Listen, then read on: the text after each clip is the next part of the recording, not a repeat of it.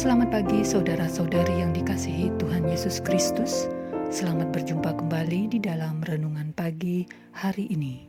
Sebelum kita membaca dan merenungkan firman Tuhan, marilah kita bersama-sama mempersiapkan hati dan pikiran kita dan memohon tuntunan Roh Kudus. Mari kita berdoa. Yang Maha Kasih Bapa Sorgawi, yang kami sembah Dikau di dalam nama Tuhan Yesus Kristus. Sebentar lagi kami akan membaca sebahagian dari firman-Mu. Kami memohon penyertaan-Mu. Buatlah kami mengerti, memahami firman-Mu, sehingga kami dapat merespon dengan benar, dan nama-Mu senantiasa dimuliakan pada setiap pikiran, perkataan, dan perbuatan kami. Dengarkanlah doa kami ini. Amin. Saudara-saudari yang dikasihi Tuhan, renungan firman Tuhan pada pagi hari ini terambil dari Lukas 6 ayat 41 sampai 42. Saya akan membacakannya untuk kita. Mengapa engkau melihat selumbar di dalam mata saudaramu, sedangkan balok di dalam matamu sendiri tidak engkau ketahui? Bagaimanakah engkau dapat berkata kepada saudaramu, "Saudara, biarlah aku mengeluarkan selumbar yang ada di dalam matamu," padahal balok yang ada di dalam matamu tidak engkau lihat. Hai orang munafik, keluarkanlah dahulu balok dari matamu, maka engkau akan melihat dengan jelas untuk mengeluarkan selumbar itu dari mata saudaramu.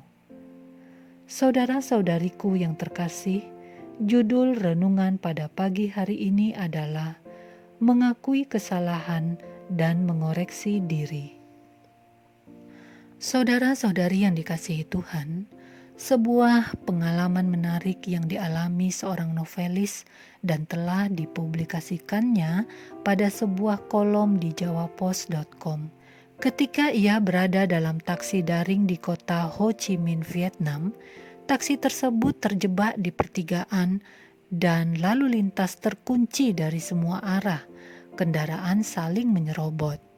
Tetapi dia melihat tidak ada pengemudi yang keluar mengomel-ngomel, tidak ada polisi yang datang untuk mengurai. Hanya terdengar 1-2 kali suara klakson yang malas di tengah-tengah kesemrautan itu.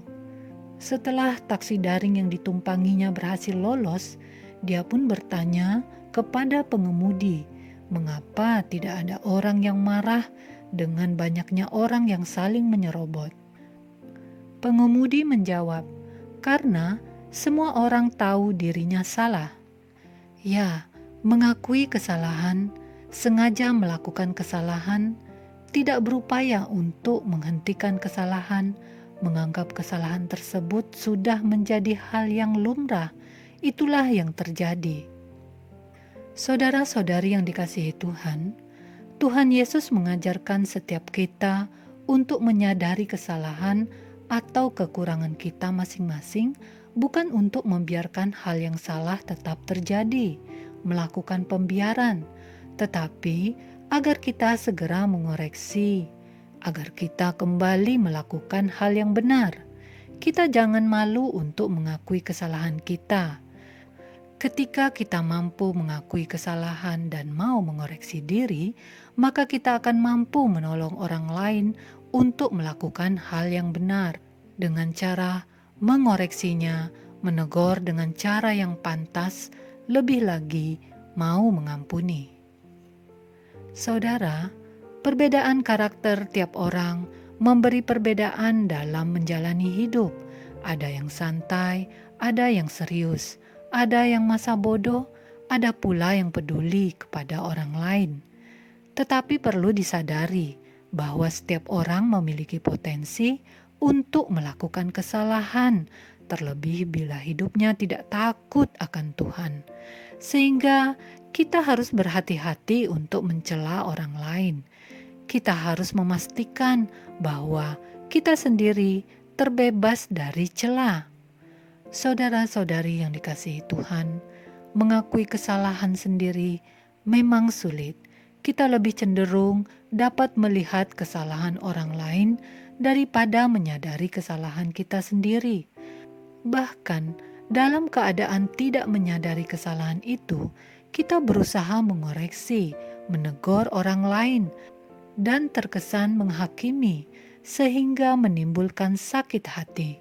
Kita lupa ketika kita menyakiti hati orang lain, sama saja kita menyakiti hati Tuhan.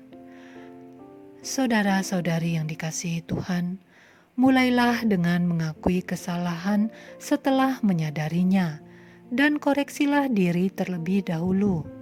Berperilakulah yang berakar pada karakter Tuhan yang penuh cinta kasih.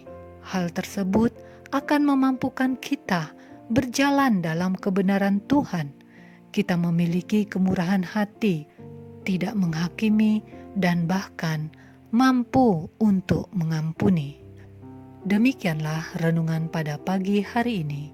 Tuhan memberkati.